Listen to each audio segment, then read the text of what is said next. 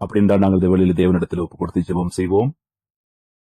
ஆண்டவரே, உம்முடைய கிருபைக்காகவும் உம்முடைய அன்புக்காகவும் உம்முடைய மாறாமல் இருக்கிற அந்த கிருபைக்காய் நன்றி என்று சொல்லுகிறோம் சுவாமி. ஆண்டவருடைய வார்த்தையை கேட்பதிலும் அதை எங்களுடைய வாழ்க்கையை அபியாசப்படுத்துவதிலும் அதை கேட்டு நாங்கள் மனிதர்களுக்கு அறிவிப்பதிலும் எங்களை ஆயத்தப்படுத்துவதற்காக நன்றி என்று சொல்லுகிறோம். ஆண்டவரே, விசேஷமாக இப்படிப்பட்ட கோவிட் இந்த கொள்ளை நோய் காலத்திலும் பொருளாதார வீழ்ச்சியின் காலத்தில் வாழ்கிற எங்களுக்கு ஆண்டவரே, உம்முடைய வார்த்தையின் ஆசீர்வாதத்தை கற்றுக்கொள்வதற்காக ஏற்படுத்தின வாய்ப்புக்காய் நன்றி என்று சொல்கிறோம். அநேக நாடுகளில் அநேக ராஜ்யங்களில் உபத்திரவங்கள் உருவாகி கொண்டிருக்கிற காலத்திலும் அதன் மத்தியிலிருந்து எங்களை பாதுகாத்ததுக்காக நன்றி என்று சொல்லுகிறோம். இப்படிப்பட்ட காலத்திலும் இந்த வார்த்தையை கற்றுக்கொண்டு இந்த வார்த்தையில் இருக்கிறதான ஆண்டவரே புதிய காரியங்களை அறிவிப்பதற்கு எங்களுக்கு உதவி செய்வீராக. விசேஷமாய் யெகோவா ஷம்மாவா இருக்கிறீர், நீர் எங்களுடைய பிதாவா இருக்கிறீர். உம்முடைய மாளிகையிலே உம்முடைய சித்தத்தை செய்வதற்கு எங்களை நீர் முன்னோக்கி வழிநடத்துவீராக. ஆண்டவரே, உம்முடைய வார்த்தை புரிந்து கொள்வதற்கும் அதை ஆய்வு செய்வதற்கும் ஆண்டவரே அதற்கூட எங்களுடைய வாழ்க்கை கட்டியெழுப்பப்படுவதற்கும் எங்களுக்கு உதவி செய்வீராக. இந்த இறுதி பாட வரைக்கும் எங்களோடு கூட தொடர்ந்து இருந்து எங்கள் ஒவ்வொருவரையும் தைரியப்படுத்துவீராக. நாங்கள் கற்றுக்கொள்ள எங்களுக்கு உதவி செய்வீராக. இயேசு கிறிஸ்துவின் நாமத்தினால் ஆமேன். இன்றைய நாளிலே நாங்கள் இறுதியாய் பார்க்க போகிற பாடம், பிரதானமான தலைப்பு மீட்பின் சரித்திரமும் பாபிலோன். அதை தொடர்ந்து பார்க்க போகிறோம். பாபிலோனும் தேவனுடைய மாளிகை குறித்து பார்க்க போகிறோம். நாம் இந்த பாடத்திட்டத்தில் முதலாவது பாடத்திட்டத்தை பார்த்தோம், பாபிலோனும் வம்சவழிகளை குறித்து பார்த்தோம். இரண்டாவதாய் நாங்கள் பார்த்தோம் பாபிலோனும் ஆபிரகாமை குறித்து நாங்கள் பார்த்தோம். போன வாரத்தில் மூன்றாவது பாடத்தை பார்த்தோம், பாபிலோனும் எருசலேமை குறித்து நாங்கள் பார்த்தோம். இந்த நாளிலே நாங்கள் பார்க்க போகின்றோம் பாபிலோனும் தேவனுடைய மாளிகையை குறித்தும். இந்த பாடத்திட்டத்தின் மூன்றாவது அடங்கியிருக்கிற இந்த பாடத்திட்டமானது பாபிலோனும் தேவனுடைய மாளிகை குறித்த காரியமா இருக்கிறது. பாபிலோனும் எருசலேமோடு தொடர்புடைய பாடத்தோடு தொடர்புடையதா இருக்கிறது. ஆக அந்த பாடத்தின் காரியங்கள் சமமாக இந்த பாடத்திலும் கூட நீங்கள் காணக்கூடியதாக இருக்கும். அதற்கான காரணம் இந்த பாடமானது. ஆக நாம் முதலாவது வாசிப்போம். 2 நாளாகவும் 36வது அதிகாரத்துக்கு நாங்கள் திருப்பிக் கொள்வோம். 18வது வசனம் 19வது வசனத்தை நாங்கள் வாசிக்கலாம். அவர்கள் தேவனுடைய ஆலயத்தின் பெரிதும் சிறிதுமான பனிமூட்டுகள் அனைத்தையும் கர்த்தருடைய ஆலயத்தின் பொக்கிஷங்களும் ராஜாக்களுக்கும் அவன் பிரபுக்களுக்கும் இருந்த பொக்கிஷங்களும் ஆகிய அனைத்தையும் பாபிலோனுக்கு கொண்டு போனான். அவர்கள் தேவனுடைய ஆலயத்தை தீ கொளுத்தி எருசலேமின் அலங்கத்தை இடித்து அதன் மாளிகைகளை எல்லாம் அக்கினியால் சுட்டெரித்து அதிலிருந்து திவ்யமான பனிமூட்டுகளை எல்லாம் அழித்தார்கள். அநேகர் வேதத்தை வாசித்து அதில் எதிர்பார்க்கிற காரியம், இதனுடைய முக்கியமான காரியம் என்னுடைய அன்பு. இந்த காரியங்களை கொண்டு தைரியப்படுகிறார்கள். ஆனால் உள்ளடக்கப்பட்டிருக்கிற காரியம், இதனுடைய சரித்திரபூர்வமான காரியத்தை பார்க்கும்போது பழைய ஏற்பாட்டை பார்க்கிறோம், தண்டிக்கப்படுதல், தண்டனை கொடுத்தல், இதை நாங்கள் பார்க்கிறோம். காரணம் பாவத்தின் நிமித்தம் வந்ததான தண்டனையை கொடுத்து பார்க்கிறோம். வேதத்திலே நாங்கள் பார்க்கிறோம் எருசலேமுடைய வீழ்ச்சி, தேவ மாளிகை குறித்து இருக்கிற காரியங்களை பார்க்கிறோம். வேத பகுதி வாசிக்கிறோம் பகுதியில பார்க்கும்போது பாபிலோனு நேபுகாத் நேச்சர் அவர்கள் கிறிஸ்துக்கு முன் 506 எருசலேமை தேவாலயத்தை அங்கே முழுமையா அழித்து போடுகிறார். 18வது வசனத்தை பார்க்கும் பொழுது அங்கே தேவனுடைய ஆலயத்தின் பெரிதும் சிறுமான பனிமூட்டுகள் அனைத்தையும் கர்த்தருடைய ஆலயத்தின் பொக்கிஷங்களையும் ராஜா அவர் பிரபுகளும் இருந்த பொக்கிஷங்களையும் அனைத்தையும் பாபிலோனுக்கு கொண்டு போனோம். அங்கே இருந்த மதிலை உடைத்து போடுகிறார்கள். என்ன நடைபெறுகிறது? அதாவது பாவத்தின் பிரதிபலனாக தண்டனை வருகிறதை பார்க்கிறோம். ஆனாலும் தேவனுடைய ஜனங்கள் மனம் திரும்பி தேவன் பக்கம் திரும்பும் பொழுது மறுசீரமைக்கப்படுவதை பார்க்கிறோம். அது எவ்வாறாக நடைபெற்றது? முதலாவது நாங்கள் பார்ப்போம். அதாவது தேவ மாளிகையின் சரித்திரத்தை குறித்து நாங்கள் பார்க்க போகின்றோம். இப்பொழுது மாளிகையின் சரித்திரத்தை குறித்து உண்மையாகவே நாங்கள் போக வேண்டும். ஏதேன் தோட்டத்துக்குள் நாங்கள் போக வேண்டும். அங்கேதான் முதலாவது நமஸ்காரத்துக்குரிய இடம் அமைக்கப்பட்டது. ஆதியாகமம் 1:2 நாங்கள் திருப்பிக் கொள்வோம். ஆதியாகமம் 2வது அதிகாரம் 8வது வசனத்துக்கு. ஆதியாகமம் 2வது அதிகாரம் 8வது வசனத்தில் பார்க்கிறோம். தேவனாகிய கர்த்தர் கிழக்கே ஏதேன் என்னும் ஒரு தோட்டத்தை உண்டாக்கி தாம் உருவாக்கின மனுஷனை அதிலே வைத்தார். ஏதேன் என்கிற தோட்டத்தை உருவாக்கி மனிதனை படைத்து அங்கே வைக்கிறார். அந்த இடத்துல வைத்து தேவன் என்ன சொன்னார்? 9வது வசனம். அங்கு அந்த மனிதனை படைத்து அந்த ஏதேன் தோட்டத்திலே வைத்து தேவன் அவனை பார்த்து கூறினார். 15வது வசனத்தை பாருங்கள். தேவனாகிய கர்த்தர் மனுஷனை ஏதேன் தோட்டத்தில் அழைத்துக் கொண்டு வந்து அதை பண்படுத்தவும் காக்கவும் வைத்தார். இந்த தோட்டத்தை பாதுகாக்கவும் பண்படுத்தவும் காக்கவும் வைத்தார். இந்த வார்த்தைகளை பார்க்கிறோம். நாங்கள் காணக்கூடியதா இருக்கிறது. உண்மையாக இந்த 2 வார்த்தையை பார்க்கும்போது ஆசாரியர்கள் பயன்படுத்தக்கூடிய 2 வார்த்தைகள். ஆகவே இந்த 2 வார்த்தைகள் தேவ மாளிகையிலே நமஸ்காரத்துக்குரிய வார்த்தைகளாய் காணப்படுகிறது. அபாத் என்பது வேலை செய்தல், இல்லாவிட்டால் பணிவிடை. என்னாகும் 8வது அதிகாரத்துக்கு நாங்கள் பார்க்கும் பொழுது யோசுவா 24வது அதிகாரம் 15வது வசனம். என்னாகும் 8வது அதிகாரம் நாங்கள் வாசிப்போம். 11வது வசனத்தை நாங்கள் வாசிக்கலாம். என்னாகும் 8:11. லேவியர் கர்த்தருக்குரிய பணிவிடையை செய்யும் பொருட்டு ஆரோன் அவர்களை இஸ்ரவேல் புத்திரின் காணிக்கையை கர்த்தருக்கு முன்பாக அசைவாட்டப்படும் காணிக்கையாக நிறுத்த கடவான். இந்த இடத்துல ஊழியம் என்கிற காரியத்துக்கு அபா என்கிற வார்த்தை பயன்படுத்தப்படுகிறது. ஆகவே அங்கே ஊழியமாக அவர்கள் என்ன செய்தார்கள்? ஆரோன்கள் தேவ மாளிகை சுத்தம் செய்தார்கள். அங்கே நமஸ்காரத்துக்குரிய எல்லா காரியங்களும் அவர்கள் சரி செய்தார்கள். ஆதாமுக்கு ஏதான் தோட்டத்திலே பண்படுத்தும் காக்கவும் பாதுகாக்க சொன்னது என்ன? இந்த இடத்திலே சொல்லப்படுகிறதான இந்த ஆசாரியனுடைய பொறுப்பை போலதான் அந்த இடத்திலும் பொறுப்பை கொடுத்தார். யோசுவாவின் புத்திரம் 24:15வது வசனம் சொல்கிறபடி கானான் தேசத்துக்குள் வந்து சொல்லுகிற வார்த்தை, நானும் என் வீட்டாருமோ கர்த்தரையே சேவிப்போம் என்று சொல்கிறார். இதனுடைய அர்த்தம் அபா.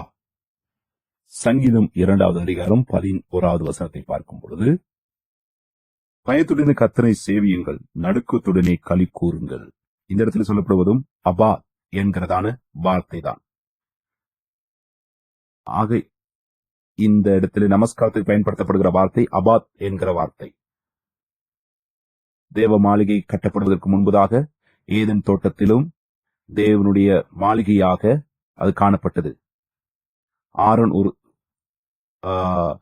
ஊழியனாக அங்கே ஆசாரியனாக காரியங்களை செய்தான். அதனுடைய அர்த்தம் என்ன? பாதுகாப்பது, அதாவது தோட்டத்தை பாதுகாப்பது. இந்த அபாத்சா என்கிற இந்த வார்த்தை 2ம் தேவ மாளிகையோடு தொடர்புடைய எங்களுக்கு காணக்கூடியதா இருக்கிறது. பழைய ஏற்பாட்டிலே ஆதியாகமம் 17:9வது வசனத்தை பார்க்கும் பொழுது, ஆதியாகமம் 17வது அதிகாரத்தில் 9வது வசனத்தை நாங்கள் பார்க்கும் பொழுது, பின்னும் தேவன் ஆபிரகாமை நோக்கி, இப்பொழுதும் நீயும் உனக்கு பின் தலைமுறையாக வரும் உன் சந்ததியும் என் உடன்படிக்கையை கை கொள்ளுங்கள். இந்த இடத்திலே ஆபிரகாமோடு உடன்படிக்கையில் பேசுகிறார். என் உடன்படிக்கையை கை கொள்ளுங்கள் என்று சொல்கிறார். இந்த ஷமா என்கிற எபிரேய வார்த்தை இங்கே வருகிறது. இந்த இடத்திலே நாங்கள் காண்கின்றோம், ஏதேன் தோட்டம் நமஸ்காரத்தின் இடமாக இருப்பதோடு தேவனுடைய வார்த்தை மத்தியஸ்தலமாக காணப்படுகிறது. அப்படி என்றால் நமஸ்காரம் படைப்பின் போது உருவாக்கப்பட்ட உண்டாயிருக்கிறது. சிருஷ்டிப்பின் போது அதுக்கு என்ன நடைபெறும்? ஆதியாகமம் 3:15 பார்க்கிறோம், ஸ்திரீயின் வித்தை கொண்டு மீண்டும் அது நிலைநாட்டப்படுவதை நாங்கள் பார்க்கின்றோம். இந்த இடத்திலே மீண்டும் அது நிலைநாட்டப்படுதல், அதாவது இறுதியிலே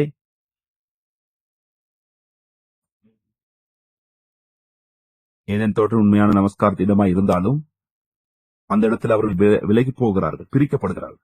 அதை மீண்டும் உருவாக்குவதற்கு தேவன் என்ன செய்தார்? அது எவ்வாறாக உருவாக்கப்பட்டது? மீண்டும் தேவன் முறையாக எவ்வாறாக இந்த நமஸ்காரத்தை ஸ்தாபித்தார், அதை செயல்படுத்தினார் என்று பார்த்தால், அங்கே நோவாவோடு ஒரு கப்பலை உருவாக்குகிறார். பிரதான ஒரு ஜலப்பிராயம் வரும் பொழுது அந்த கப்பல் அங்கே மிதக்க ஆரம்பிக்கிறது. அங்கே நோவாவும் அவன் குடும்பமும் அங்கே அதில் உட்பிரவேசித்து அவர்கள் குடும்பம் பாதுகாக்கப்பட்டார்கள். அந்த இடம் ஒரு நமஸ்காரத்தின் இடமாய் மாறியது. ஆதியாகும் 7வது அதிகாரத்திலே 1வது வசனத்திலே இந்த காரியத்தை நீங்கள் பார்க்க முடியும். நோவுக்கு பிறகு ஆபிரகாமோடு நமஸ்காரத்தின் இடத்தை அங்கே உருவாக்குவதை நாம் பார்க்கிறோம். அவனை ஊர் தேசத்திலிருந்து அழைத்து அவனுக்கு கூடாக ஒரு பலிப்பிடத்தை கட்டி அந்த இடத்தில் தேவனுடைய நமஸ்கார ஸ்தலத்தை பலிப்பிடத்தை கட்டுவதற்கு, நமஸ்காரம் செய்யப்படுவதற்கு பார்க்கிறோம். ஊர் தேசத்திலிருந்து கொண்டு வந்து அங்கே ஆதியாகமம் 12:8வது வசனத்தை பார்க்கும் பொழுது, ஆதியாகமம் 12வது அதிகாரம் 8வது வசனத்தில் பார்க்கிறோம். பின்பு அவன் அவ்விடம் விட்டு பெயர்ந்து பெத்தேலுக்கு கிழக்கே இருக்கும் மலைக்கு போய் பெத்தேல் தனக்கு மேற்காகவும் ஆயி கிழக்காகவும் இருக்க கூடாரம் போட்டு அங்கே கர்த்தருக்கு ஒரு பலிபீடத்தை கட்டி கர்த்தருடைய நாமத்தை தொழுது கொண்டான். இப்போது ஆபிரகாம் அவனுக்கு கொடுக்கப்பட்ட தேசம் அவன் வாழ ஆரம்பிக்கும் பொழுது அவன் பலிபீடத்தை கட்டி நமஸ்காரத்தை செய்ய தொடங்குகிறான். தேவனுடைய சமூகத்தை அவன் கண்டான். எபிரேயர் 11:9 யாக்கோப் ஈசாக்கோடு கூட ஆபிரகாம் ஒரு பொருத்தனையை, வாக்களிக்கப்பட்ட தேசத்தை குறித்து ஒரு எதிர்பார்ப்போடு இருந்தான் என்று பார்க்கிறோம்.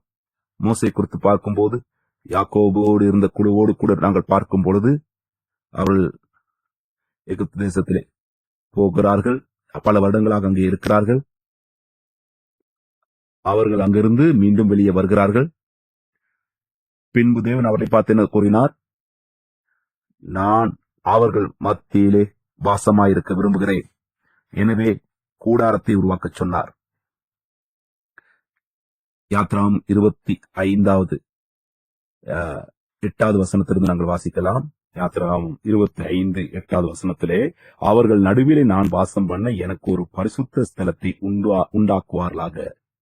9வது வசனத்தை பார்க்கிறோம். நான் உனக்கு காண்பிக்கும் வாசஸ்தலத்தின் மாதிரியின்படியும் அதனுடைய எல்லா தட்டுமுட்டுகளின் மாதிரியின்படியும் அதை செய்வீர்களாக. 9வது வசனத்தின்படி அந்த பரிசுத்த ஸ்தலம், அந்த நமஸ்காரத்தினிடம் எப்படியாக கட்டப்பட வேண்டும் என்று அங்கே கூறுகிறதை நாங்கள் பார்க்கின்றோம். தேவன் அவர்களுக்கு நமஸ்காரத்தின் ஸ்தலத்தை ஸ்தாபிக்க கூறுகிறார். இஸ்ரவேலுக்குரிய அனைவரும் ஒன்று கூடி உண்மையான தேவனை உண்மையாக நமஸ்கரிக்கிற இடமாயிருக்கிறது. கூடாரத்தை நாங்கள் பார்க்கும்போது அது ஸ்திரமான ஒரு இடம் அல்ல. அங்கே தாவீதோடு கூட தேவன் ஒரு உடன்படிக்கை நாங்கள் பார்க்கிறோம். தாவீது அங்கே கூறுகிறார், தேவனை நோக்கி ஒரு ஆலயத்தை கட்ட அவன் தீர்மானிக்கிறேன் என்பதால். ஆனால் தேவன் கூறுகிறார், நீ அல்ல அதை கட்டப் போவது, உன்னுடைய மகனாகிய சாலமோன் கூடாகத்தான் இந்த தேவ மாளிகையை கட்டப்பட வேண்டும் என்று தேவன் அவனுக்கு ஞாபகமூட்டுகிறார். 2 சாமுவேல் 7வது அதிகாரத்திலே நாங்கள் பார்க்கும் பொழுது தாவீதோடு தேவன் ஏற்படுத்தின உடன்படிக்கை பார்க்கிறோம். அங்கே நீ அல்ல அந்த ஆலயத்தை கட்டுவது, உன்னுடைய மகனாகிய சாலமோன் தான் அந்த ஆலயத்தை கட்டுவான் என்று அந்த தேவன் கூறுகிறதை பார்க்கிறோம். நாளாகமும் 6வது அதிகாரத்தில் 2வது வசனத்தை பார்க்கும் பொழுது உண்மையாக எல்லாவற்றையும் தேவன் முதல் தெரிந்து எடுக்கிறார். இந்த இடத்தை பார்க்கிறோம். எருசலேம் நகரத்திலே கட்டப்படுகிற இந்த இடம் ஆபிரகாம் ஈசாக்கை பலியிடச் சென்றதான மொரியா மலையில்தான் இந்த தேவ மாளிகை கட்டப்படுவதற்கு அதற்குரிய இடமாக தெரிந்து கொள்ளப்படுகிறது. 2 நாளாகமம் 6:2 நாங்கள் பார்க்கலாம். தேவரில் வாசம் பண்ணத்தக்க வீடும் நீர் என்றைக்கும் தங்கத்தக்க தலையான ஸ்தானமாகிய ஆலயத்தை உமக்கு கட்டினேன் என்று சொல்லி, ஆதாம் பாவம் செய்து விழுந்த பிற்பாடு ஏதன் தோட்டத்திலிருந்து அவன் துரத்தி அடிக்கப்பட்டான். அந்த இடத்துல இருந்து நோவாவிலிருந்து சொலோமன் வரைக்கும் இந்த சரித்திரத்திலே நாங்கள் பார்க்கிறோம் தேவன் எவ்வாறாக அந்த நமஸ்காரத்தை ஸ்தாபிப்பதற்கு காரியங்களை செய்தார் என்று பார்க்கிறோம். அந்த எல்லா இடங்களிலும் ஆபிரகாமிலிருந்து சாலமோன் வரைக்கும் அங்கே பார்க்கும்போது அது சமாதானத்தின் இடமாகிய எருசலேமிலே வந்துதான் நிற்கிறது.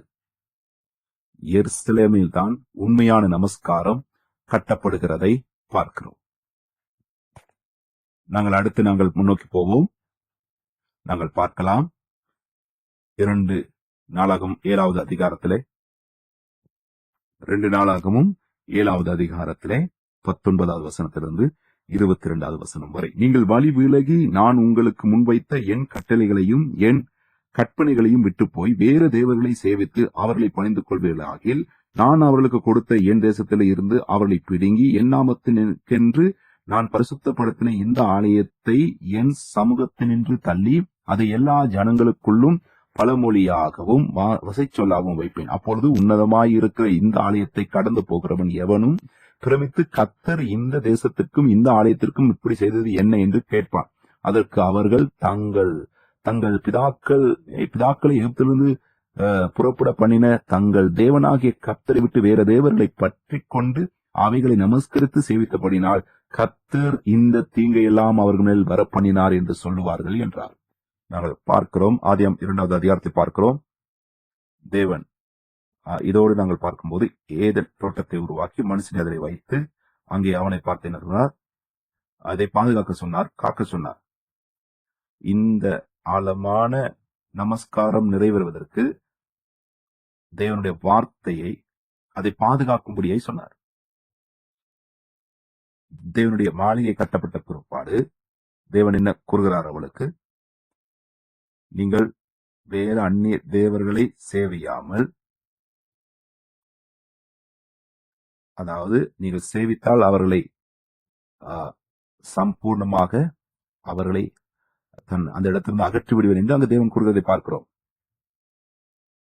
இது ஏதேன் தோட்டத்தில் நடந்த அந்த சம்பவத்தோடு தொடர்புடைய காரியமாய் அல்லவா இருக்கிறது. தேவன் அங்கே பாதுகாக்க சொன்னார், காக்க சொன்னார்.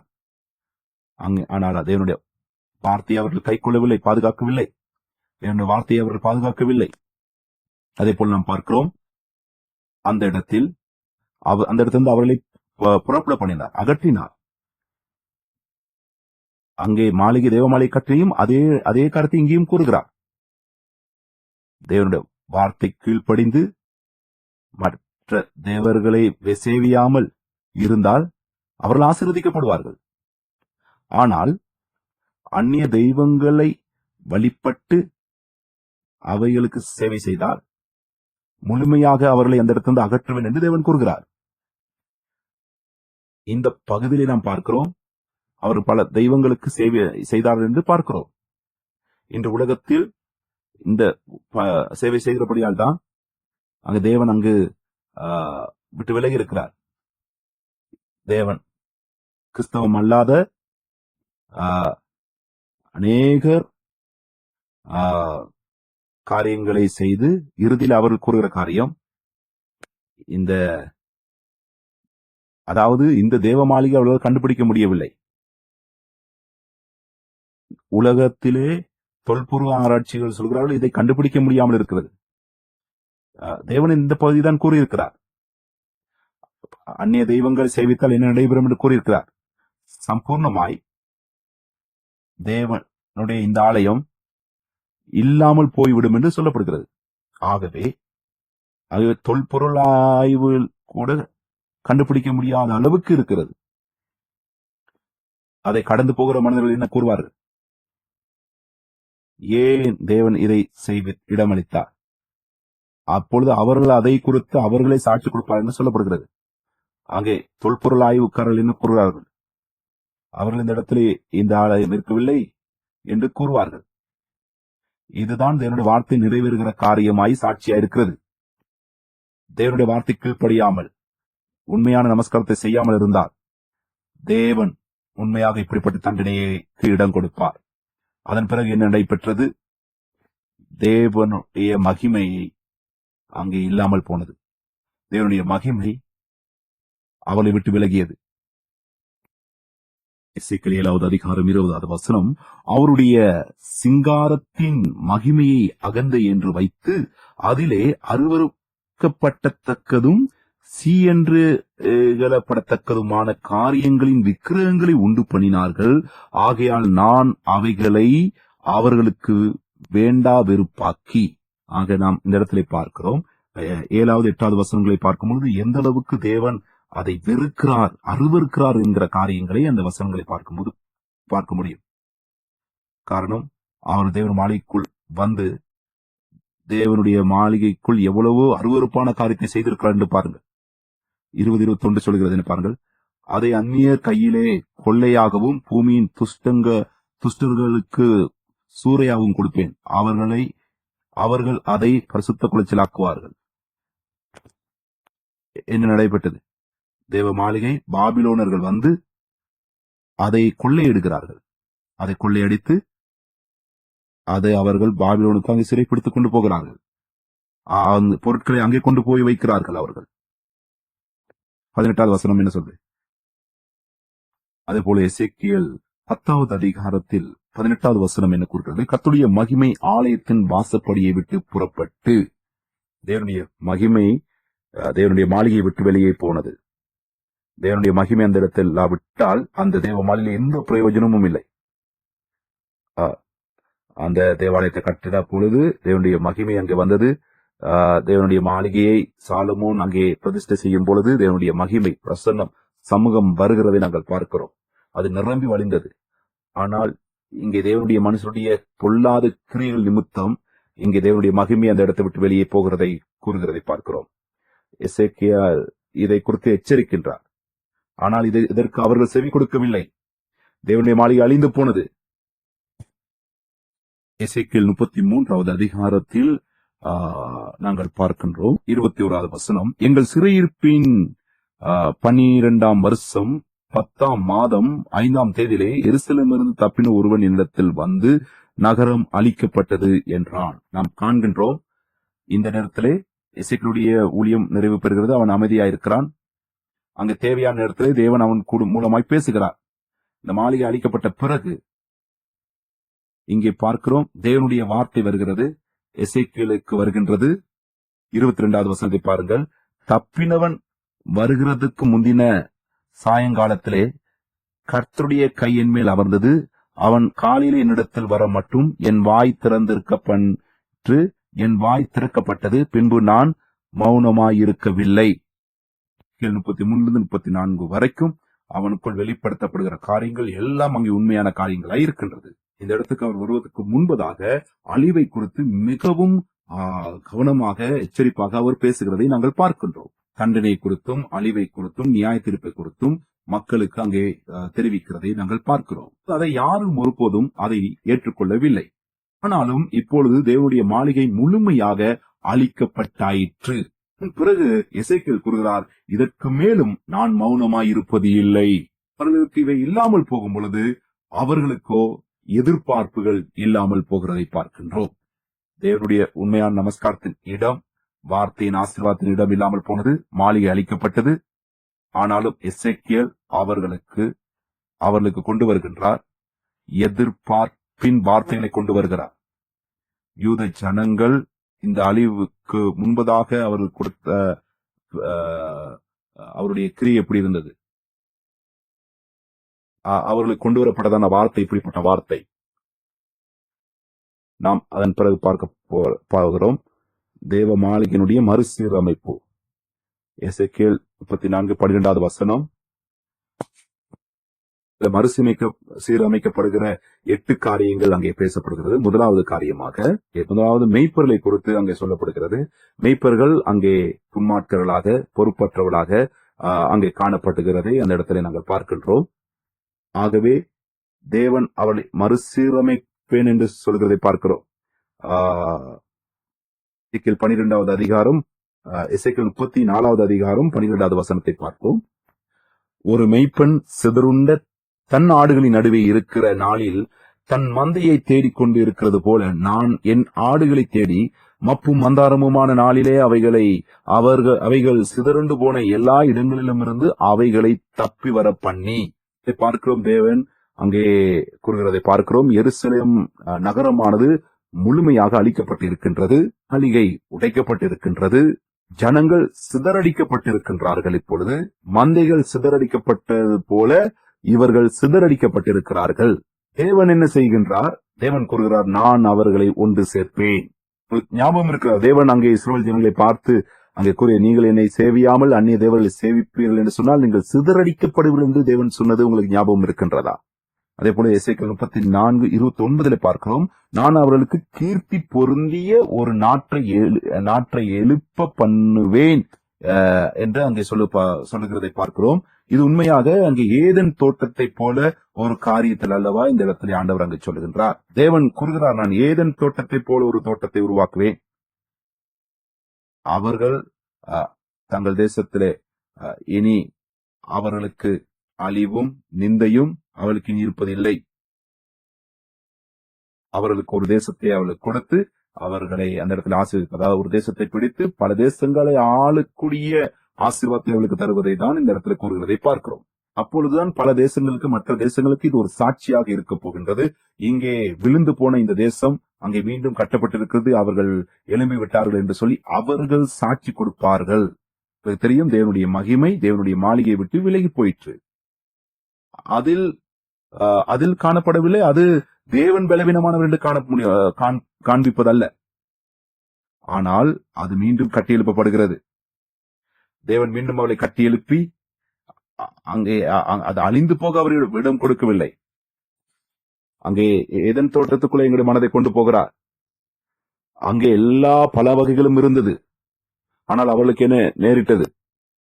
ஆனால் அவர்கள் கீழ்ப்படியாமல் ஏதேன் தோட்டத்திலிருந்து வெளியே அனுப்பப்பட்டார்கள். அவர்களுக்கு அவளுடைய காரியங்களை, அவருடைய உணவுகளை தாங்களே தேட வேண்டியதாயிற்று. அங்கே தேவன் எங்களுக்கு காண்பிக்கிறார், இந்த இடமானது அங்கே இந்த இடத்துல மீண்டும் அங்கே கொள்ளை நோய்கள் இல்லை, அங்கே பஞ்சம் கிடையாது. தேவன் காரியங்களை சந்திப்பார். அதன் பிறகு நாம் பார்க்கிறோம், தேவன் பேசுகின்றார். அவருடைய நித்திய சமாதானத்தின் உடன்படிக்கையை பேசுகிறார். எசேக்கியேல் 37வது அதிகாரம் 24வது வசனத்திலிருந்து 28வது வசனத்தில் வரைக்கும் நாங்கள் பார்க்கும்போது, என் தாசனாகிய தாவீது என்பவர் என் மேல் ராஜாவாக அவர்கள் மேல் ராஜாவாக இருப்பார். அவர்கள் எல்லாருக்கும் ஒரே மெய்ப்பர் இருப்பார். அப்பொழுது அவர்கள் என் நியாயங்களில் நடந்து என் கட்டளைகளை கைக்கொண்டு அவைகளின்படி செய்து என்று நாங்கள் தொடர்ந்து பழைய ஏற்பாட்டிலே நாங்கள் காண்கிறதான கடைசி உடன்படிக்கையாக இல்லாவற்றால் பொருத்தனையாக இந்த இடத்திலே நாம் இதை பார்க்கின்றோம். ஆதியாகமம் புத்தகத்திலிருந்து இந்த இடம் வரைக்கும் மறுசீரமைக்கப்படுகிற காரியத்தை குறித்து தொடர்ச்சியாய் பேசுகிறதை நாங்கள் பார்க்கின்றோம். ஜனங்களை மறுசீரமைப்பதும் தன்னுடைய ராஜாக்களை மறுசீரமைக்கிறதையும், ஜனங்களை மறுசீரமைப்பதும், பூமியை பிரதேசத்தை மறுசீரமைப்பதும், அதே போல தேவனுடைய சமூகம் இருக்கிற இடத்தையும் அங்கு மறுசீரமைக்கப்படுகிறதை, புதுப்பிக்கப்படுகிறதை நாங்கள் இங்கே பார்க்கின்றோம். இவை அனைத்தும் இயேசு கிறிஸ்துடைய நிழலோட்டமாக இவைகள் காணப்படுகிறது. அவர் இம்மானுவேல், தேவன் நம்மோடு இருக்கிறார் என்று அர்த்தமாயிருக்கின்றது. அது இந்த சரித்திரத்துக்கூடாக வம்ச வழிகளை மறுசீரமைப்பது இப்படிதான். வம்ச வழிகள் மறுசீரமைக்கப்படுகிறதை நாங்கள் பார்க்கிறோம். மத்தேயு 1வது அதிகாரம் 11-12வது வசனத்தை நாங்கள் வாசிக்கலாம். பாபிலோனுக்கு சிறைப்பட்டு போகும் காலத்தில் யோசியா எகோனியாவையும் அவனுடைய சகோதரரையும் பெற்றான். பாபிலோனுக்கு சிறைப்பட்டு போன பின்பு எகோனியா காலாத்திலேயே பெற்றான். சலாத்தியேல் சொரோபாபேலை பெற்றான்.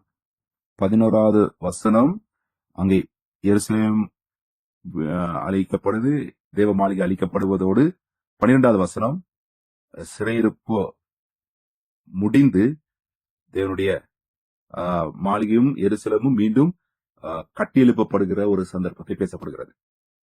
இந்த மாளிகையை மத்தியஸ்தலமாக கொண்டு பேசுகிறதை நாங்கள் பார்க்கிறோம். ஆபிரகாமிலிருந்து தாவீது வரைக்கும், தாவீதிலிருந்து சிறையிருப்பின் காலம், அங்கே சிறையிருப்பின் காலத்தில் இயேசு கிறிஸ்துவனுடைய காலம் வரைக்கும் பார்க்கிறோம். அதாவது 14 தலைமுறையாக இந்த பட்டியல் வருகிறதை நாங்கள் பார்க்கின்றோம். அங்கு தேவ மாளிகையினுடைய மறுசீரமைப்பு, அதற்கு பிற்பாடு அதிலிருந்து அங்கே இயேசு கிறிஸ்து வரைக்கும் இருக்கிற காரியங்களை நாங்கள் பார்க்கிறோம். பரம்பரைகள் 42 பரம்பரையாக அங்கே வருகிறதை நாங்கள் பார்க்கின்றோம். சரித்திரத்திலே இவை அனைத்தும் மிகவும் அருமையாக அங்கு ஒழுங்கு செய்யப்பட்டிருக்கிறதை நாங்கள் பார்க்கின்றோம். மாளிகையோடு தொடர்புடைய காரியம் ஒரு காரியம், அது மறுசீரமைக்கப்படுகிற காரியம். இதே போல சிறை கைதிகளை விடுதலையாக்குவதற்கு ஒப்பாகவும் இது காணப்படுகின்றது. நாங்கள் வாசித்த வேத பகுதியிலே யோசியா, எகோனியா என்று இந்த 2 பேர்கள் வாசித்தோம். ஆனால் இந்த 2 பேரும் ஒரே நபரை குறிக்கிற காரியமாய் இருக்கின்றது. இவனை குறித்து பழைய ஏற்பாட்டிலே அங்கே என்ன காரியம் கூறுகின்றது? 2 ராஜாக்கள் 25வது அதிகாரத்தில் 2 ராஜாக்கள் 25வது அதிகாரம் 27வது வசனத்தில் பார்க்கிறோம். யூதாவின் ராஜாவாகிய யோயாக்கீனுடைய சிறையிருப்பின் 37ஆம் வருஷம் 12ஆம் மாதம் 27ஆம் தேதியிலே ஏவில் மேராதாக் என்னும் பாபிலோன் ராஜா தன் ராஜாவான வருஷத்திலே யூதாவின் ராஜாவாகிய யோயாக்கீனை சிறைச்சாலையிலிருந்து புறப்பட பண்ணி அவன் தலையை உயர்த்தி. இந்த காரியத்தின் அடிப்படையில் பார்க்கும்போது நாங்களும் ஆவிக்குரிய ரீதியாக மனிதர்களை சிறையிலிருந்து விடுவிக்க கூடியவர்களாக இருக்கின்றோம். எங்களுடைய ராஜா யார் என்று சொன்னால் எங்களுடைய தேவனாய் இருக்கின்றார். ஆகவே எஸ்ரா புத்தகம் 3வது அதிகாரம் 8வது வசனத்தை நாங்கள் பார்க்கும் பொழுது 8வது வசனம், அவர்கள் எருசலேமில் உள்ள தேவனுடைய ஆலயத்திற்கு வந்த 2ஆம் வருஷம் 2ஆம் மாதத்திலே செயல்தியேலின் குமாரனாகிய செருபாபேலும் யோசேத்தாக்கின் குமாரனாகிய மற்றுமுள்ள அவர்கள் சகோதரராகிய ஆசாரியரும் லேவியரும் சிறையிருப்பிலிருந்து எருசலேமுக்கு வந்து அனைவரும் ஆரம்பம் செய்து 20வது வயது முதல் அதற்கு மேற்பட்ட லேவியரை கர்த்தருடைய ஆலயத்தின் வேலையை நடத்தும்படி வைத்தார்கள். செருபாபேல் என்பது 3வது பரம்பரையாக அங்கே காணப்படுகிறார்கள். யோயாக்கீம், செருபாபேல், இந்த லேவியர்கள், ஆசாரியர்கள், இவர்கள் என்ன செய்தார்கள்? இவர்கள் வேலை செய்தார்கள். லேவியர்கள் அங்கே வேலைகளை பார்க்கும்படி அவர்களுக்கு கட்டளை கொடுத்தார்கள். இந்த நமஸ்காரத்தின் இடம் மனுஷர்கள் நிமித்தம் மறுசீரமைக்கப்படுகிறதை பார்க்கிறோம். தேவ மாளிகையை மறுசீரமைக்கப்படுகிறதை நாம் பார்க்கிறோம். அதற்கூட நமஸ்காரத்தின் மறுசீரமைப்பாக அது மாறுகிறது. அதே போல லேவியருடைய பொறுப்பு கடமைகளும் மறுசீரமைக்கப்படுகிறது. ஆசாரியர்கள் எல்லாரும் மாறுகிறார்கள், எல்லாம் மறுசீரமைக்கப்படுகிறது. செருபாபேல் என்கிற பெயருடைய அர்த்தம், நீங்கள் பாபிலோனில் இருந்து நீங்கள் இப்பொழுது எருசலேமுக்குள் வந்து அதை கட்டி எழுப்பப்படுவதற்கு நீங்கள் இணைக்கப்பட்டிருக்கிறீர்கள். இயேசு கிறிஸ்து எங்களை விடுதலையாக்கியிருக்கிறார்.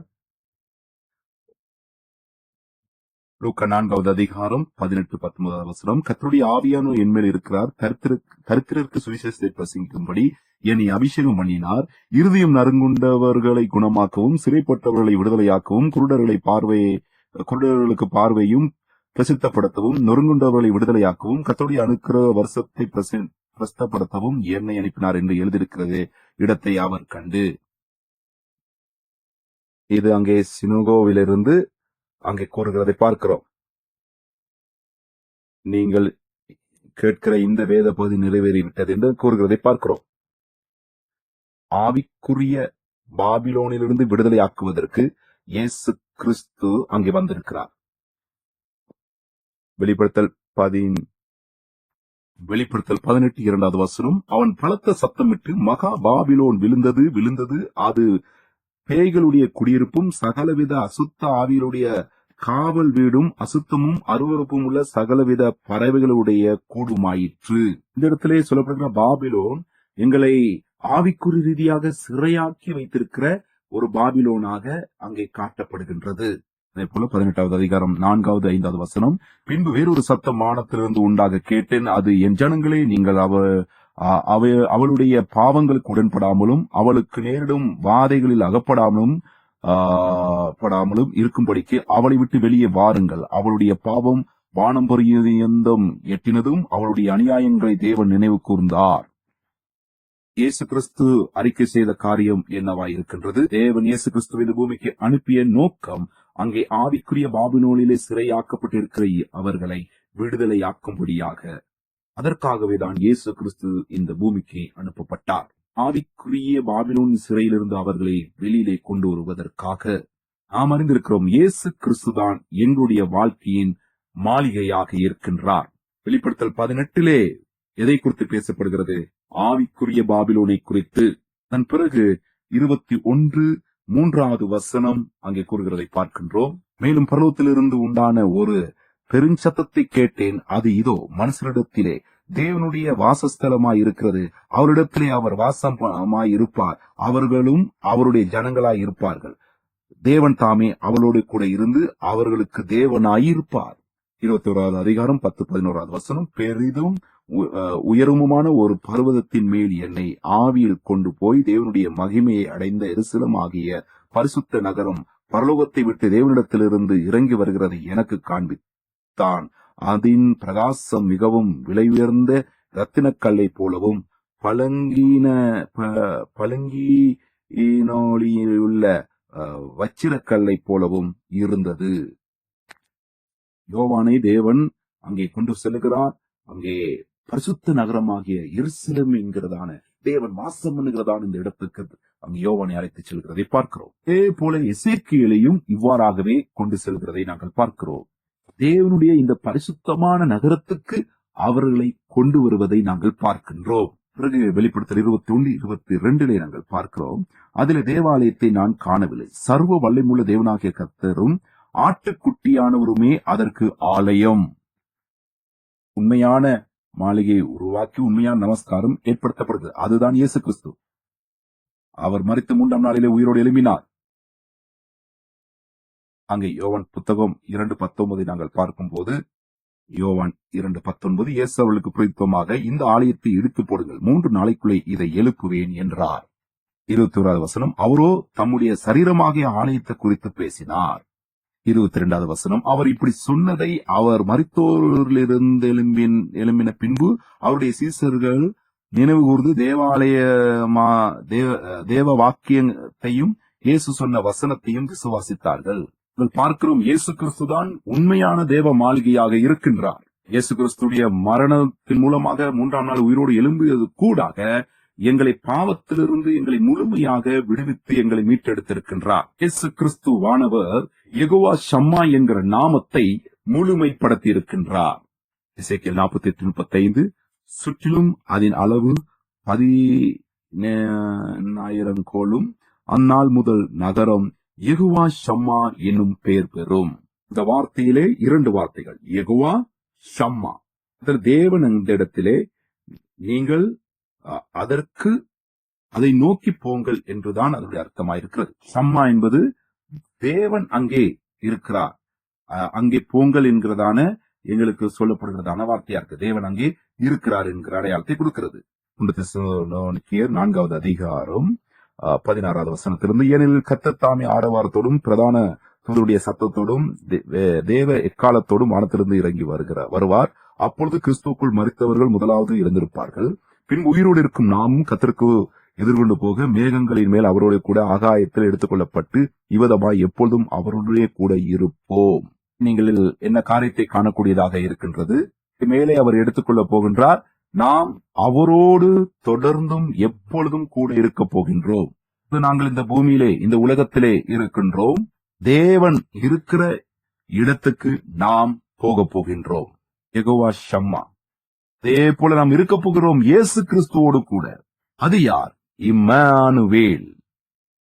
மீட்பின் சரித்திரத்தின் 11வது புத்தகத்தில் குறிப்பிடுகிற வண்ணமாக ஷம்மா என்கிற தேவனுடைய பொருத்தனையானது நிறைவேறுகிறதை எம்மால் காணக்கூடியதாயிருக்கின்றது.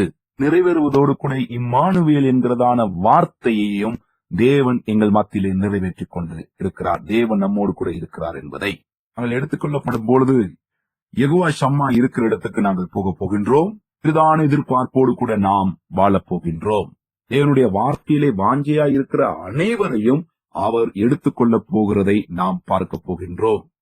தாகம் உள்ளவர்கள், தேவனுடைய வருகையை விசுவாசத்தோடு காண்பவர்கள், எதிர்பார்ப்பவர்கள், தேவனுடைய நாமமாகிய யெகோவா ஷம்மா அவை விசுவாசிக்கிறவர்கள், அவர்கள் காணப்போகிறார்கள். அவரை எசேக்கியேலுடைய மாளிகையிலே உட்பிரவேசிக்கும் முடியாமல் போனவர்கள் அங்கு தேவனுடைய வருகையிலே அவரை சந்திக்க போகிறார்கள். மீட்பின் சுவிசேஷத்தை அறிவிப்பதிலும் அதை விசுவாசித்து வாழ்வதிலும் உண்மையாகவே இயேசு கிறிஸ்துவை நேரடியாய் அந்த சத்திய மாளிகையிலே நாம் காணப்போகின்றோம். நாம் அனைவரும் அவரை காணப்போகிறோம். அந்த உண்மையான மாளிகைக்குள் நாம் வாசம் பண்ண போகிறோம்.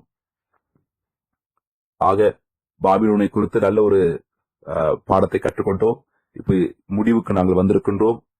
இந்த பாபிலோனுடைய சரித்திரத்தின் இந்த காரியத்திலே இந்த வம்சாவளிகளை குறித்து ஆபிரகாமை தொடர்பு காரியங்கள், எருசலேம் நகரத்தோடும் தேவ மாளிகையோடும் உள்ள தொடர்பு, இவைகள் எல்லாவற்றையும் நாங்கள் கற்றுக்கொண்டிருக்கிறோம். நாங்கள் இன்னும் ஆவிக்குரிய பாபிலோனிலிருந்து நாங்கள் விடுதலை ஆக்கப்பட்டுக் கொண்டிருக்கிறோம். நாங்கள் இப்பொழுது ஜெபம் பண்ணுவோம். ஆண்டவரே, நாங்கள் உங்களுக்கு நன்றி என்று சொல்லுகிறோம். ஆண்டவரே, ஆவிக்குரிய பாபிலோனில் இருந்து எங்களை விடுதலையாக்கி நீர் எங்களுக்கு கொடுத்திருக்கிறதான மீட்புக்காகவும் நன்றி. ஆபிரகாம்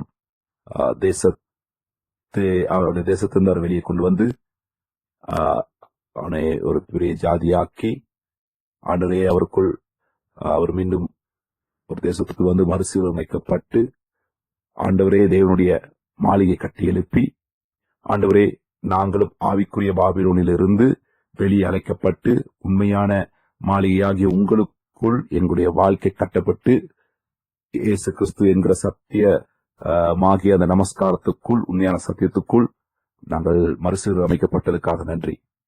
நாங்கள் உண்மை சந்திப்பதற்கு எதிர்பார்ப்போடு யெகோவா ஷம்மா என்கிற நாமத்தை விசுவாசித்து பிதாவே நாங்கள் எதிர்பார்ப்போடு கூட உம்முடைய வருகைக்காக உம்மை சந்திப்பதற்காண்டவரை உம்முடைய உண்மையான மாளிகைக்குள் நாங்கள் அந்த விடுதலையை அனுபவிப்பதற்கு சிறைப்பட்டவர்களை விடுதலையாக்குவது போல எங்களையும் விடுதலையாக்கி எங்களை தெரிந்து கொண்டதுக்காய் நன்றி. ஆமென், ஆமென். தேவனுக்கு நன்றி சொல்லுகிறோம். இந்த பாடத்தை முடிப்பதற்கு தேவன் கொடுத்த கிருபைக்காக தேவனுக்கு நன்றி என்று சொல்லுகிறோம். இதை கூட கற்றுக்கொள்வதற்காக நீங்கள் இதை இணைந்த உங்கள் அனைவருக்கும் நன்றி என்று சொல்லுகிறோம். உங்கள் அனைவரையும் தேவனுடைய நாமத்தில் உயர்த்துகிறேன். தேவன் உங்கள் யாவருக்கும் இனிய நாளாய் அமையட்டும். கர்த்தர்